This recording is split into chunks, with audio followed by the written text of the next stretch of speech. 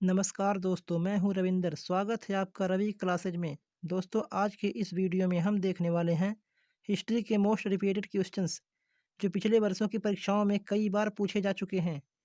यह वीडियो आपके लिए महत्वपूर्ण होने वाला है, तो इसे एंड तक ज़रूर देखिएगा।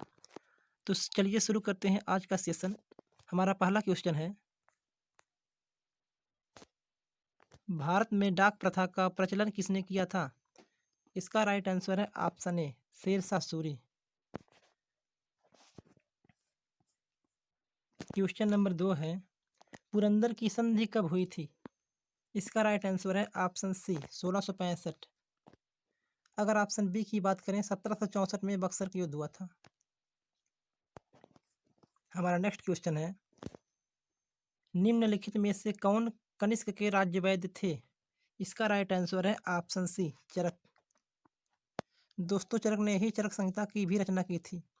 और ऑप्शन ए की बात करें, अश्वघोष, तो ये कनिष्क के राज दरबारी थे।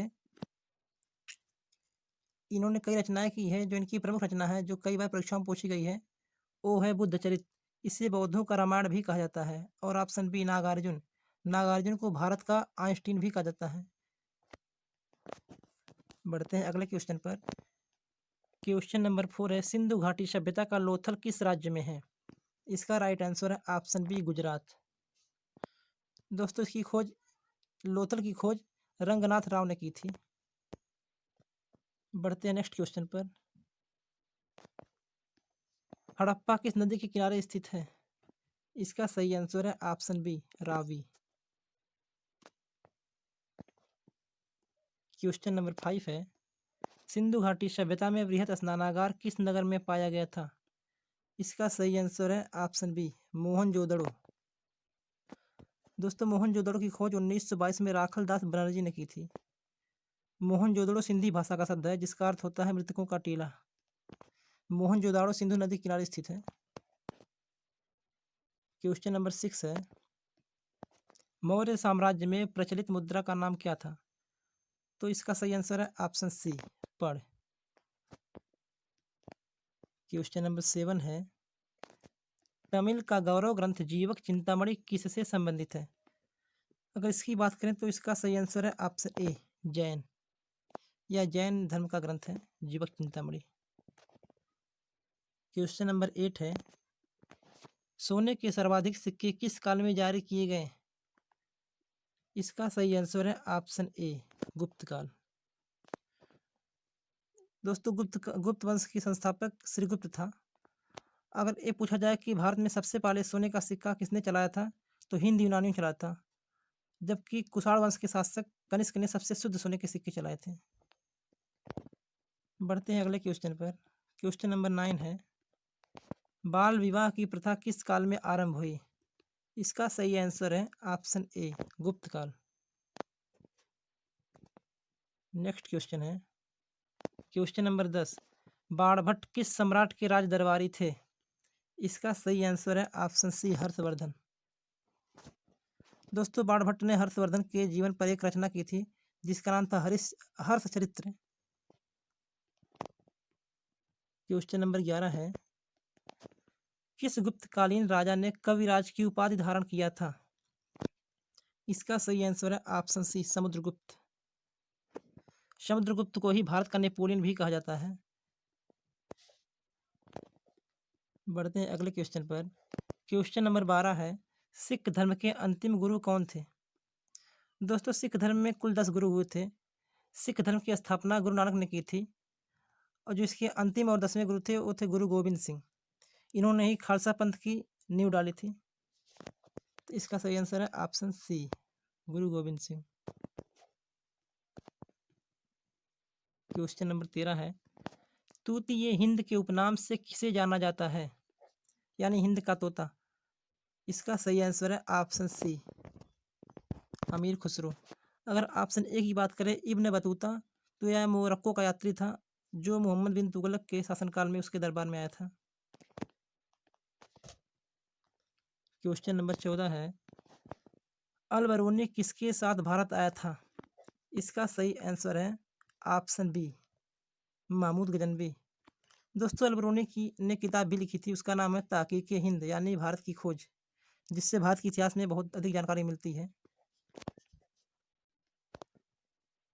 क्वेश्चन नंबर 15 है, निम्नलिखित में से किसने तंजौर में बृहदेश्वर मंदिर का निर्माण कराया था?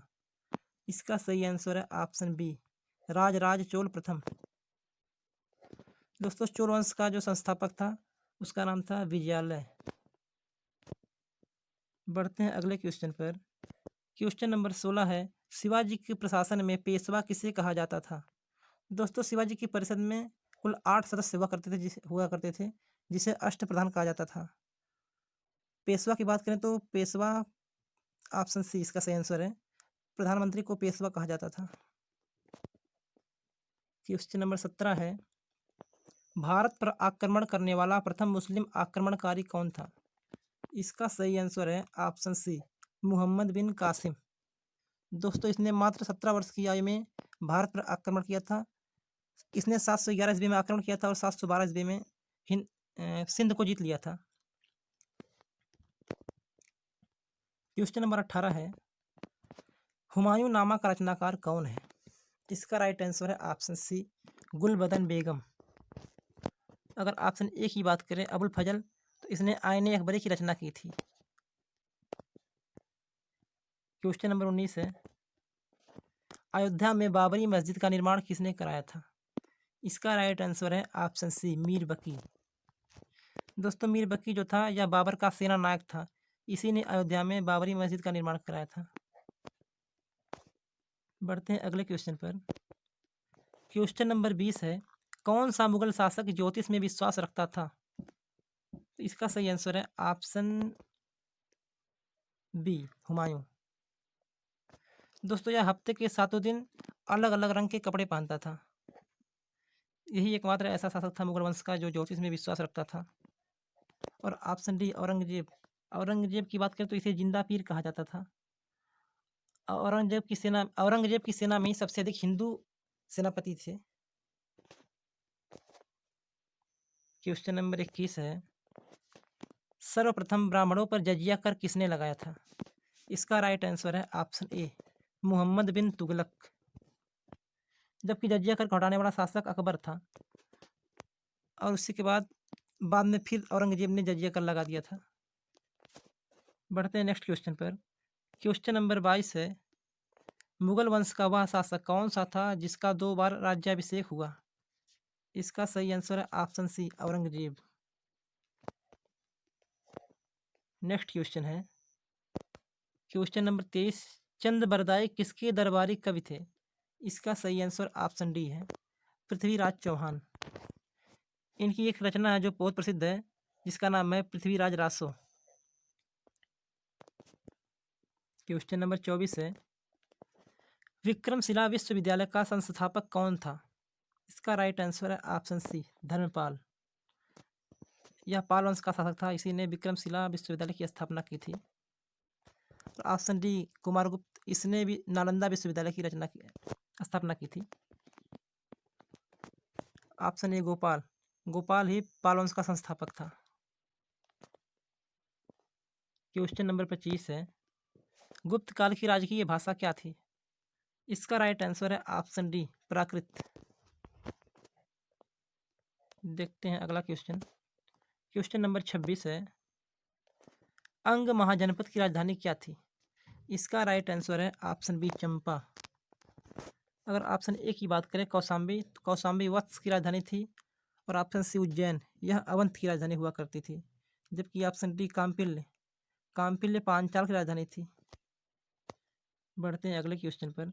क्वेश्चन नंबर 27 है, बुद्ध ने सर्वाधिक उपदेश किस स्थान पर दिया था? इसका सही आंसर है ऑप्शन सी, श्रावस्ती।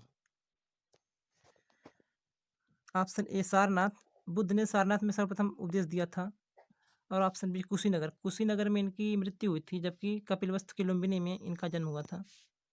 दोस्तों इनका जन्म हुआ था 563 ईसा पूर्व में और इनकी मृत्यु हुई थी 483 ईसा पूर्व में।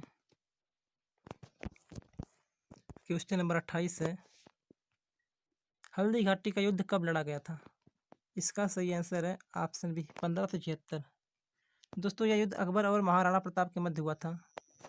और ऑप्शन ए, 1526। इसकी बात करें तो 1526 में पानीपत का प्रथम युद्ध हुआ था, जो इब्राहिम लोदी और बाबर के मध्य हुआ था। इसी के बाद से मुगल वंश की नींव भारत में पड़ी थी। और ऑप्शन सी 1556 में पानीपत का द्वितीय युद्ध मुगल बादशाह अकबर और हेमू के मध्य हुआ था, जबकि 1498 में तैमूर ने भारत पर आक्रमण किया था।